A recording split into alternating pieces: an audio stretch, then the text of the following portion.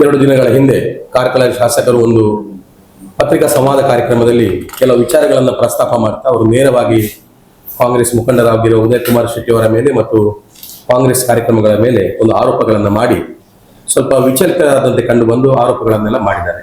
ಅದಕ್ಕೆ ಉತ್ತರ ಕೊಡೋದು ನಮ್ದೆಲ್ಲ ಕರ್ತವ್ಯ ಆಗ್ತದೆ ಮತ್ತು ಅವರಿಗೆ ಪ್ರತಿ ಸವಾಲು ಹಾಕಲು ಕೂಡ ಅದು ನಮ್ದು ಜವಾಬ್ದಾರಿ ಆಗ್ತದೆ. ಹಾಗಾಗಿ ಇವತ್ತು ಮಾಧ್ಯಮ ಜೊತೆ ಮಾತಾಡುವ ಅನ್ನುವಂಥ ನಿರ್ಧಾರ ಮಾಡಿದರೆ ತಮ್ಮೆಲ್ಲೂ ಕೂಡ ಸ್ವಾಗತವನ್ನು ಕೊಡ್ತೇನೆ. ಬಂಧುಗಳೇ, ತಮಗೆಲ್ಲ ಗೊತ್ತಿದ್ದಾಗ ಇತ್ತೀಚೆಗೆ ವಿಧಾನ ಪರಿಷತ್ ಚುನಾವಣೆ ನಡೆದಾಗ ಬಿಜೆಪಿ ಮತ್ತು ಜೆಡಿಎಸ್ ನಿಂದ ಅಡ್ಡ ಮತದಾರಗಳಾಗಿ ಕಾಂಗ್ರೆಸ್ ಅದು ಲಾಭದಾಯಕವಾಗಿ 5 ಜನ ಕಾಂಗ್ರೆಸ್ ಅಭ್ಯರ್ಥಿಗಳು ಗೆದ್ದಿದ್ರು. ಬಿಜೆಪಿಯಲ್ಲಿ ಯಾರು ಅಡ್ಡ ಮತದಾನ ಮಾಡಿದ್ದಾರೆ ಅನ್ನುವಂತ ಬಹಳ ದೊಡ್ಡ ಒಂದು ಪ್ರಶ್ನೆ ಮುಗಿದಾಗ ಬಿಜೆಪಿ ರಾಜ್ಯಾಧ್ಯಕ್ಷರು ಧರ್ಮಸ್ಥಳಕ್ಕೆ ಬಂದು ಆಣೆ ಪ್ರಮಾಣ ಮಾಡುವಂತ ವಿಚಾರ ಕೂಡ ಅಲ್ಲಿಗೆ ಬಂತು. ಆದ್ರೆ ಆಣೆ ಪ್ರಮಾಣ ಪ್ರಚಾರವನ್ನು ಕೈಬಿಟ್ಟು ರಾಜ್ಯಾಧ್ಯಕ್ಷರಾದವರು ಧರ್ಮಸ್ಥಳಕ್ಕೆ ಬಂದು ಭೇಟಿ ಕೊಟ್ಟಾಗ ಅವರ ಜೊತೆ ಕಾರ್ಕಳ ಶಾಸಕರ ಗೈರು ಹಾಜರಿ ಬಹಳ ದೊಡ್ಡ ಒಂದು ಪ್ರಶ್ನೆಯನ್ನ ಇಡೀ ರಾಜ್ಯದಲ್ಲಿ ಮೂಡಿಸಿತು. ಹಿಂದಿನಿಂದಲೂ ವಿಜೇಂದ್ರರ ಜೊತೆ ಒಂದು ಅಂತರವನ್ನು ಕಾಯ್ದುಕೊಂಡಿರುವ ಕಾರ್ಕಳ ಶಾಸಕರು ವಿಜೇಂದ್ರ ಅವರು ಧರ್ಮಸ್ಥಳಕ್ಕೆ ಭೇಟಿ ಕೊಟ್ಟಿರುವಾಗ ಅವಿಭಜಿತ ದಕ್ಷಿಣ ಕನ್ನಡ ಜಿಲ್ಲೆಯ ಎಲ್ಲಾ ಶಾಸಕರು ಇದ್ರೂ ಕೂಡ ಕಾರ್ಕಳ ಶಾಸಕರ ಅನುಪಸ್ಥಿತಿ ಬಿಜೆಪಿ ಕಾರ್ಯಕರ್ತರಲ್ಲಿ ಒಂದು ಆತಂಕ ಮತ್ತು ಪ್ರಶ್ನೆಯನ್ನ ಮೂಡಿಸುವ ಪ್ರಯತ್ನ ಬಂದಾಗ ಒಂದು ಆತಂಕದಿಂದ ಅದಕ್ಕೆ ಸರಿಯಾದ ರೀತಿಯಲ್ಲಿ ಉತ್ತರ ಕೊಡ್ಲಿಕ್ಕಾಗದೆ ಅವರು ವಿಷಯಾಂತರವನ್ನು ಮಾಡುವ ನಿಟ್ಟಿನಲ್ಲಿ ಕಾರ್ಕಳದ ನಾಯಕರಾಗಿರುವ ಉದಯ್ ಕುಮಾರ್ ಶೆಟ್ಟಿಯ ಮೇಲೆ ಹಲವಾರು ಆರೋಪಗಳನ್ನು ಮಾಡಿದರು. ಅದು ಅವರ ಒಂದು ಏನ್ ಹೇಳಿದ್ರೆ ಅವರ ಮನಸ್ಥಿತಿಗೆ ಒಂದು ಹಿಡಿದ ಕೈಗನ್ನಡಿ.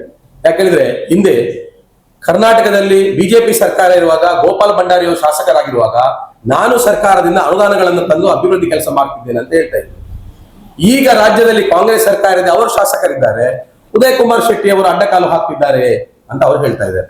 ಈಗ ಉದಯ್ ಶೆಟ್ಟಿ ಅವರು ನಿಮ್ಗೆ ಅಡ್ಡಕಾಲು ಹಾಕ್ತಿದ್ದಾರೆ ಅಂತಾದ್ರೆ ಹಾಗಾದ್ರೆ ಕಾರ್ಕಳದಲ್ಲಿ ಶಾಸಕರಾಗಿ ಉದಯ್ ಶೆಟ್ಟಿ ಅವರನ್ನೇ ಜನ ಆಯ್ಕೆ ಮಾಡುದು ಸೂಕ್ತ ಅಲ್ವೇ ಅನ್ನುವಂತ ಪ್ರಶ್ನೆ ಇವತ್ತು ನಾವು ಅವರನ್ನು ಕೇಳಿ ಬಯಸುದು. ಉದಯ್ ಕುಮಾರ್ ಶೆಟ್ಟಿ ಅವರು ಅಡ್ಡಕಾಲ ಹಾಕುವಷ್ಟು ಅವರಿಗೆ ಶಕ್ತಿ ಇದೆ, ನಿಮ್ಮ ಕೆಲಸಗಳಿಗೆ ತೊಂದರೆ ಮಾಡ್ತಾರಂತಾದ್ರೆ ಹಾಗಾದ್ರೆ ಉದಯ್ ಕುಮಾರ್ ಶೆಟ್ಟಿ ಅವರನ್ನು ನಾವು ಮುಂದಿನ ಶಾಸಕರಾಗಿ ಕಾರ್ಕಳದಲ್ಲಿ ನೋಡುವಂತ ಅವಕಾಶಗಳಾಗಲಿ ಅನ್ನುವಂಥದ್ದು ನಮ್ಮ ಬಯಕೆ. ಅವರು ಅನೇಕ ವಿಚಾರಗಳ ಬಗ್ಗೆ ಅಲ್ಲಿ ಉಲ್ಲೇಖ ಮಾಡಿದ್ದಾರೆ. ಒಂದು ಅತ್ಯಂತ ಪ್ರಮುಖ ವಿಚಾರ ಪರಶುರಾಮ ಥೀಮ್ ಪಾರ್ಕ್ ಬಗ್ಗೆ. ನಾವು ಮತ್ತೆ ಅದನ್ನೇ ಹೇಳಲಿಕ್ಕೆ ಬಯಸುತ್ತಿಲ್ಲ. ಆದ್ರೆ ಪರಶುರಾಮ ಥೀಮ್ ಪಾರ್ಕ್ ಬಗ್ಗೆ ರಾಜ್ಯ ಹೈಕೋರ್ಟ್ ನ ನ್ಯಾಯಾಧೀಶರಾಗಿರುವ ಶ್ರೇಷ್ಠ ನ್ಯಾಯಾಧೀಶರಾಗಿರುವ ನಾಗಪ್ರಸನ್ನರವರು ಒಮ್ಮೆ ಹೈಕೋರ್ಟ್ ನಲ್ಲಿ ಒಂದು ಸ್ಟೇಟ್ಮೆಂಟ್ ಗಳನ್ನು ಕೊಡ್ತಾರೆ. ಅದನ್ನ ನಿಮ್ಗೆ ವಿಡಿಯೋ ಮೂಲಕ ನಿಮ್ಗೆ ಎದುರಿಸಲಿ ಬಯಸ್ತೇನೆ ಬಂಧುಗಳೇ. ಅವರು ಅದರಲ್ಲಿ It's an admitted fact that you have not used bronze. Lord, that I may have to, my lord. No, it's on record. On NITK report. NITK report says, report my lord. says copper and zinc. But my lord. Zinc ಏನದು? Zinc. Copper and zinc. Copper and zinc, my lord, that amounts to, my lord, the brass. The mixture amounts. Copper and zinc amounts to brass. Who thinks? Mixture, combination. ಅಲ್ಲಿ ಎಲ್ಲಿದೆ? Brass. That brass, my lord. But what we want is bronze. Brass and bronze ಒಂದೇನಾ? Brass, my lord, copper and tin, my lord. ಅಲ್ಲ, brass and bronze ಒಂದೇನಾ? ಇಲ್ಲ ಅಲ್ಲ? Lord, we will, my lord, get instruction. No instructions. Lordship may pass over, my lord. I will No take instruction. pass. Yes, my lord. Then, my lord, Public money is looted in the name of construction of a sculpture or a statue using shoddy material, making shoddy shoddy statutes. oh, my lord. When you were used to ask put bronze, why did you choose something else? My lord, I'll take When it is on this. bronze, you better well do it with bronze. 1,83 lakhs is what is to be paid to you. That is public money, sir. My lord, according to petitioner, my lord, what exactly? I'll take instruction, my lord. No, everything is here on record. You need not take instructions. NITK report is there. It is copper and zinc. According to you, that turns into brass. That is what, my lord, my just now, my lord, I will made answer. some research.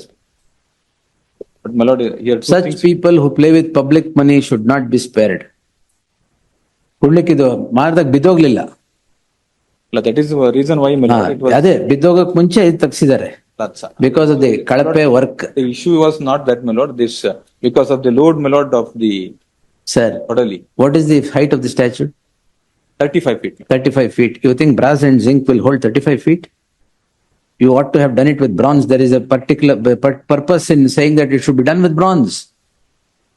Parashuram statue ಮಾಡಿ ನೀವು bronze ಅಲ್ಲಿ ಏನೋ ಮಾಡ್ಬಿಟ್ರೆ? May pass over, my lord. I'll Oh, this is criminal offense. 2 point, May I read, my lord, the passing of work? I read only one. Passing off works ಅದ್ರ ಮೇಲೆ ಇದೆ. Out. In any work rejected by the engineer in charge will be dismantled, demolished, and redone by the contractor at his own contractor cost. at his own cost, Ah. for which no compensation will be paid. All works Then you return the executed entire will be money required that to you have be passed received. by the engineer. You return the entire money that you have received till now. ಎಷ್ಟು ಬಂದಿದೆ ಈಗ? 65 ಲಕ್ಷನ 70 ಲಕ್ಷನ? 1,20,20,000. 1,20,20,000 ಬಂದುಂಟಾ?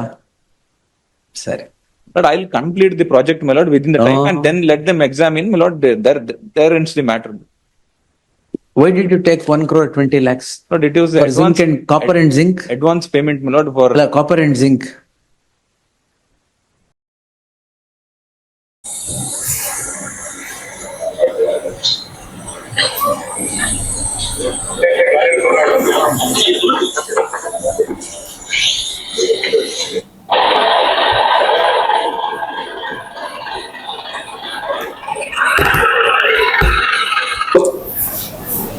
ನ್ಯಾಯಾಧೀಶರಾಗಿರುವ ನಾಗಪ್ರಸನ್ನ ಅವರು ಏನ್ ಹೇಳ್ತಾರೆ?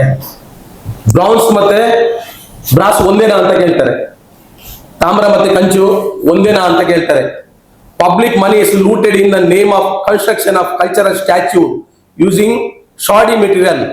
ಅಂದ್ರೆ ಕಳಪೆ ಕಾಮಗಾರಿಯಿಂದ ಪ್ರತಿಮೆಯನ್ನು ನಿರ್ಮಾಣ ಮಾಡಲಿಕ್ಕೆ, ಸಾಂಸ್ಕೃತಿಕ ಪ್ರತಿಮೆಯನ್ನು ನಿರ್ಮಾಣ ಮಾಡಲಿಕ್ಕೆ ಸಾರ್ವಜನಿಕರ ಹಣವನ್ನ ಲೂಟಿ ಮಾಡಲಾಗಿದೆ ಅಂತ ಹೇಳ್ತಾರೆ ಅವರು.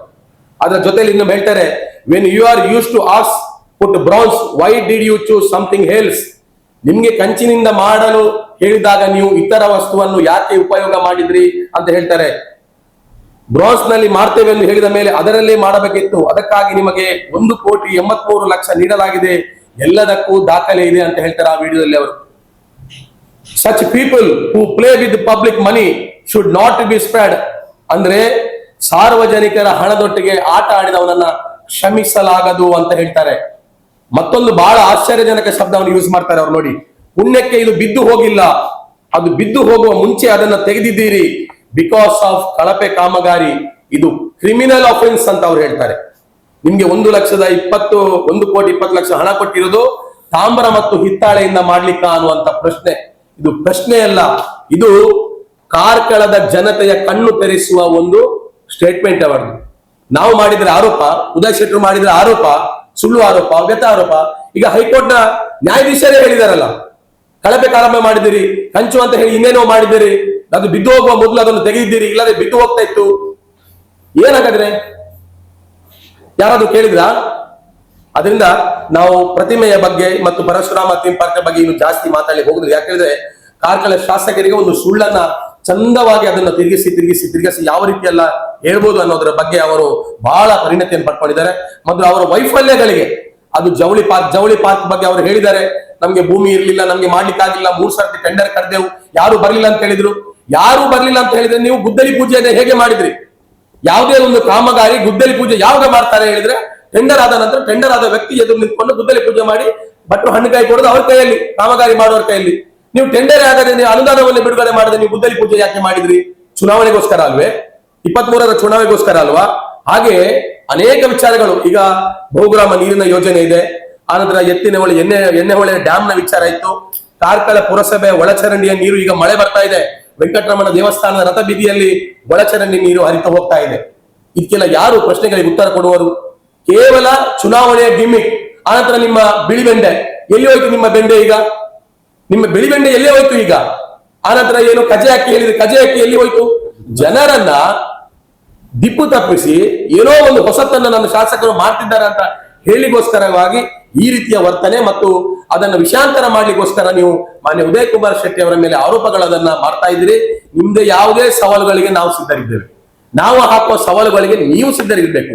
ಇವತ್ತು ಒಬ್ಬರು ಕುತ್ಕೊಂಡು ಸಂವಾದ ಮಾಡೋದಲ್ಲ, ನಿಮ್ಗೆ ತಾಕತ್ತು ದಮ್ಮಿದ್ರೆ ನಮ್ ಜೊತೆ ನೇರ ಸಂವಾದಕ್ಕೆ ಬನ್ನಿ, ನಾವು ನಿಮ್ಗೆ ಸವಾಲ್ ಹಾಕ್ತೇವೆ ಅನ್ನುವಂತ ಮಾತನ್ನ ಈ ಸಂದರ್ಭದಲ್ಲಿ ಹೇಳ್ತಾ ಮಾನ್ಯ ಉದಯ್ ಕುಮಾರ್ ಶೆಟ್ಟಿ ಅವರು ಪತ್ರಿಕಾಗೋಷ್ಠಿಯನ್ನು ಮುಂದುವರಿಸ್ತಾರೆ.